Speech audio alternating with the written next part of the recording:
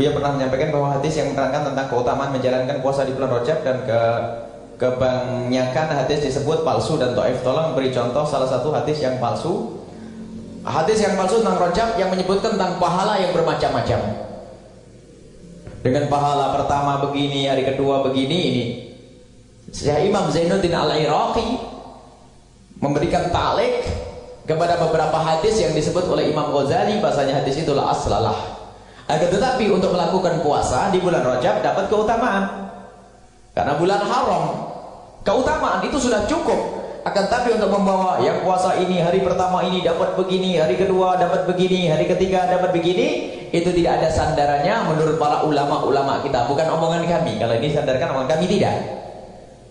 Bahkan termasuk kalau kita lihat di dalam Ihya Ulumuddin ada ta'liqnya Syekh Zainuddin Al-Iraqi. Beliau adalah seorang ahli hadis, mereka memberikan ta'liq bahasanya hadis ini adalah la aslalah, artinya harus kita hindari membawa hadis yang semacam itu.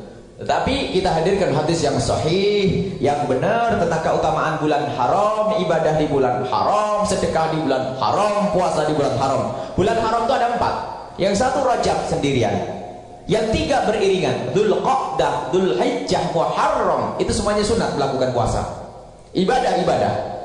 Bahkan 3 hari penuh pun tidak apa-apa. Nanti Sya'ban ada sendiri keutamaannya. Jadi kita bawa yang sahih saja. Karena kita kalau membawa hadis yang palsu, nanti orang yang nggak benar itu merendahkan kita dengan hadis tuh hadis palsu dipakai, hadis yang nggak benar dipakai. Kita tidak membatasi tentang masalah apa keutamaan yang macam-macam itu. Karena yang disebutkan yang tentang haram saja, tentang haram puasa, tentang bulan haram, ini adalah yang disunnahkan. Kemudian hadis bagaimana untuk memotivasi? Memotivasi tidak boleh hadis yang tanpa maudhu. Ada namanya fadhailul a'mal. Ada hadis-hadis tentang fadhail a'mal, tentang keutamaan amal baik agar orang semakin bersemangat. Itu boleh kita membawa hadis yang lemah, hadis dhaif, bukan maudhu ya. Hadis dhaif untuk fadhailul a'mal dengan 4 syarat. Yang satu alla yashtadda dha'fuhu, yang tidak parah kelemahannya. Jadi lemah itu macam-macam. Lemah karena perawinya ada yang suka lupa, lemah. Ada yang pendusta, lemah. Kalau pendusta langsung ditolak. Tapi kalau suka lupa bisa saja benar. Jadi lemahnya hadis itu bermacam-macam sebabnya. Dan ini para ahli hadis yang ngerti. Jadi dha'fu bersadid apa kelemahannya itu sangat atau tidak sangat. Yang kedua,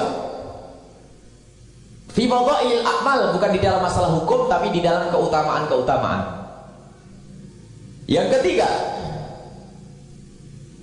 ayyan dari fi aslin amin, hendaknya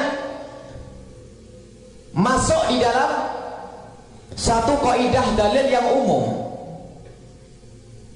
Dalil umum itu misalnya apa? Ada keutamaan-keutamaan tentang puasa Rajab. Keutamaan asalkan tidak benar-benar sangat parah, ini boleh diriwayatkan asalkan masih masuk di dalam umumnya. Dalil umumnya apa? Secara umum disunnahkan puasa bulan haram. Nah ini ada umumnya.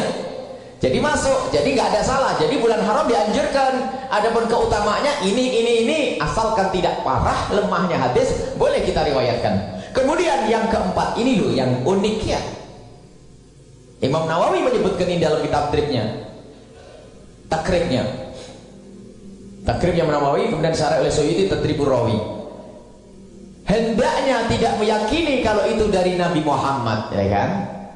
Hadis fadhail a'mal boleh kita riwayatkan, tapi nggak boleh meyakini bahwasanya itu adalah sunnah dari Nabi Muhammad karena itu.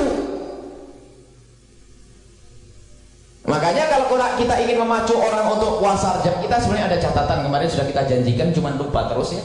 Kita ingin membahas tentang masalah puasa Rajab. Itu ternyata jumhur ulama menyebutkan hujahnya dari umum dalil tentang puasa di bulan haram itu ada.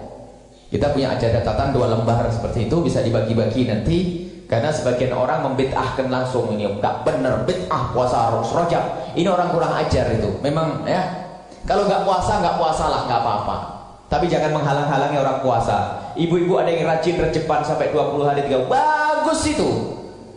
Orang nggak pernah puasa melarang, ini kan kurang ajar. Bid'ah bid'ain ada, kita kumpulkan hujah-hujahnya. ternyata Masya Allah. Tetapi berkenaan dengan keutamaan yang macam-macam, itu kita tidak hadirkan karena memang para ulama kita sendiri yang menjelaskan tidak banyak daripada keutamaan-keutamaan puasa itu ternyata hadisnya ditolak oleh para ulama kita. Tapi jangan dikatakan setelah itu Rejeban nggak ada puasanya, musibah itu.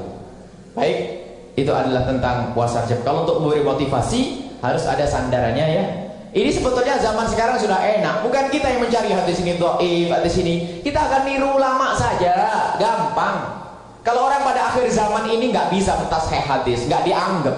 Mengatakan hadis ini sahih, dhaif, nggak akan dianggap orang akhir zaman ini. Mereka ada orang-orang ini satu kelompok punya seorang muhaddis yang mengatakan tasheh hadis ini. Siapa ente ini? Seorang hafid itu harus punya hafalan hadis. Seorang hujjah harus punya hafalan hadis. Muhaddis itu harus punya hafalan hadis sanadnya sampai Rasulullah. Ini harus punya. Orang bisa pakai komputer. Kita pakai komputer, nggak ada komputer. Hadisnya disebut tagnya. Nanti keluar perawinya. Lalu nanti dilihat kita tentang rijal, tentang siapa orang ini, dimasukkan bahwa orang ini lemah. Karena langsung hukumi hadis ini lemah. Bisa menjadi seorang muhaddis dalam 6 detik, itu ibaratnya begitu. Jadi bukan begitu, itu adalah komputer, itu urusan komputer mah lain. Para ahli hadis tidak komputer, hafal di sini, di otaknya. Orang akhir zaman dikatakan muhaddis, bahkan dikatakan seperti menyamai Imam Bukhari. Ya, jangan begitu. Siapa Imam Bukhari? Imam Bukhari menghafal 600.000 hadis. 600.000 hadis dihafal, sanad-sanadnya. Bahkan sempat dites, dibolak-balik, diacak. Misalnya hadis A, saya riwayatkan dari ini 1, 2, 3, 4. Itu bisa menyebut sampai Rasulullah. Anfulan, anfulan, anfulan, anfulan sampai Rasulullah. Anfulan. Dites, diacak-acak, bisa kembalikan masih. Misalnya ada orang coba nulis, ditukar. Mestinya ini hadis ini diriwayatkan dari ini, ditukar ke sini. Imam disodorkan ke Imam Bukhari, dikatakan salah. Hafalannya begitu. Bukan komputer, bukan internet. Itu kalau memorinya rusak bingung itu. Nah, ada muhaddis pada akhir zaman ini, ngikutlah para ulama dahulu, selesai. Dan apa yang kami sampaikan tentang masalah Rajab itu juga ikut para ulama-ulama, bukan dari kita sendiri. Tapi ingat, ada keutamaan Rajab, bulan haram itu sangat jelas keutamaannya itu. Bahkan ada pengampunan dahulu dan sekarang. Ada banyak masalah riwayat-riwayat tentang itu. Tapi kalau rinciannya hari 1 begini, hari 2 begini, hari ketiga begini, itu adalah jenis yang dikatakan hadisnya itu adalah tidak benar. Tapi ingat, bukan berarti puasa Rajab nggak ada. Ada.